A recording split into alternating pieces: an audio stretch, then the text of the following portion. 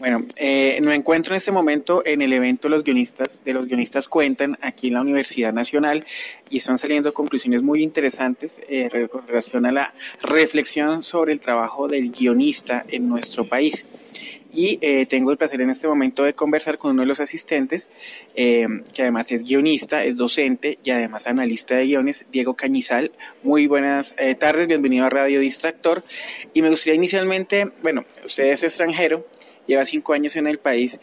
¿Cuál ha sido, primero, de la recepción de su trabajo de analista? ¿Qué historias escribimos los guionistas en Colombia? ¿Dónde nos centramos más? En realidad yo he visto un poco de todo. Colombia está en una explosión creativa ahora mismo que quizá está siendo injustamente tratada por el público, aunque también es verdad que ha sido como muy empírica.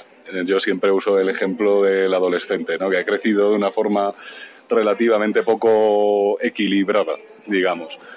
Pero se está avanzando mucho y se están creando muy buenas historias que tienen que explotar. También hay otro problema, que es que nos ceñimos a unas condiciones de producción bastante limitantes que hacen que se oigan como absurdos proyectos que ahora, yo analicé hace 2-3 años y ahora de repente empiezan a parecer posibles, pero que hace 3 años causaban auténtica risa entre los productores. En ese sentido se está avanzando y este tipo de encuentros lo demuestra. Okay. Frente a la incidencia que, por ejemplo, tiene o la responsabilidad que tiene los guionistas frente al desempeño de una película, a partir de este encuentro, ¿qué reflexión le deja eso? Los guionistas tienen mucha responsabilidad, poca, en términos de la propuesta de las historias, en fin, ¿cómo analizar la relación entre el desempeño de una película con el guión? Yo es que siempre he defendido que el guionista tiene una gran relevancia a la hora de que la historia sea socialmente relevante, que tenga un público.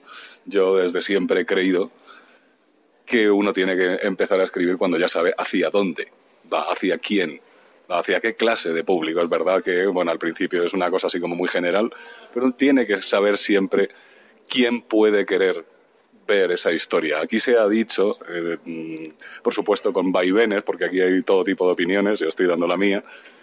Aquí se ha dicho ya eso de que tendríamos que tener una mayor formación en marketing, en producción. Tenemos que tenerlo más presente. Para mí no hay ningún género de dudas, ¿no? El cine es un acto de comunicación y eso quiere decir tener presente que le interesa al otro antes de ponerte a hablarle. Por si solo vas a hablar de ti, pues vamos hacia un problema. Okay. Y frente en los últimos 20 años han habido películas colombianas con gran desempeño, otras que son interesantes pero no lograron atrapar al público, otras fueron muy esquivas a la crítica, pero en general, si usted pudiera decirme 2 películas que tuvieran colombianas que conozca y que tuvieran un buen desempeño en guión, ¿cuáles resaltaría? Bueno, a mí me parece evidentemente que esto es una opinión muy personal, pero La estrategia del caracol es como la gran película en términos de guión. Es que es afortunada en todo, efectivamente, pero ya en términos de guión toca una cuerda, digamos, profundísima de lo popular colombiano y a la misma vez de una enorme calidad en términos de crítica. Fuera de eso, se han visto en los últimos años bastantes películas que a mí me parecen muy interesantes, pero ya son más difíciles para llegarle al público. No lo ha conseguido Pariente, cosa que a mí me duele. Lo consiguió parcialmente El soborno del cielo, en la que yo tuve una pequeña colaboración.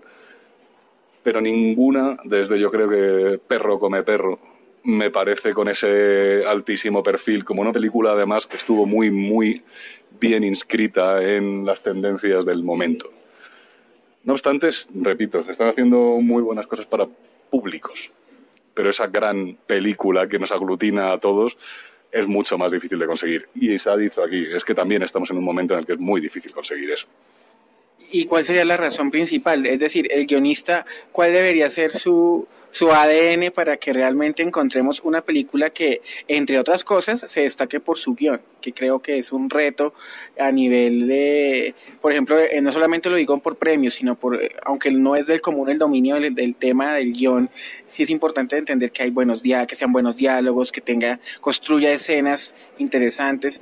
Es decir, ¿cuál va a ser el reto ahora y en una era ahora de digital, una era como de públicos atomizados? Es decir, ¿cuál va a ser el ADN del guionista? Bueno, yo también he hecho algo de guión, pero no, sí, la gran película aún. Pero, ¿cuál debe ser ese ADN del guionista para llegar a encontrar la historia y contarla de tal manera que además de todo, pues, se convierta en algún momento en una buena película?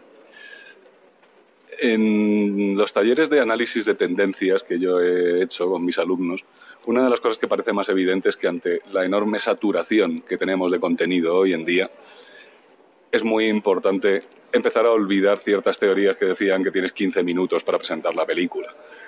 Las películas tienen que empezar como un cañonazo, que es una cosa que ya decía Hitchcock, pero que ahora es más imprescindible que nunca. Es ser capaces de destacar en todos los aspectos, ser capaces de destacar desde la propia sinopsis. Y eso evidentemente también perjudica a cierto tipo de películas, que tampoco deberían desaparecer. Pero la realidad es que este entorno se está complicando y hay que empezar a pensarlo mucho más fuertemente dirigido al público, mucho más fuertemente dirigido a un impacto más rápido desde el inicio, que, pues, por ejemplo, puedo poner el ejemplo de esa película maravillosa que es El bebé de Rosemary. Ya no se podría hacer una película de terror así. Hoy en día el entorno no lo permitiría porque tiene un comienzo muy lento y era su esencia. La realidad es que los guionistas también tenemos que tener mucha noción de cuál es el entorno en el que estamos, cuál es el público que nos recibe y qué tiene ese público. Si ese público tiene Netflix, tiene acceso a 82 cosas. Si le aburrimos los primeros 5 minutos, le hemos perdido. Y esa es nuestra realidad actual. Y tenemos que entenderla. Simplemente tenemos que ser más flexibles, a pensar menos en las películas que nos gustaron y más en las películas que van a gustar hoy. Okay. Esa es una importante conclusión.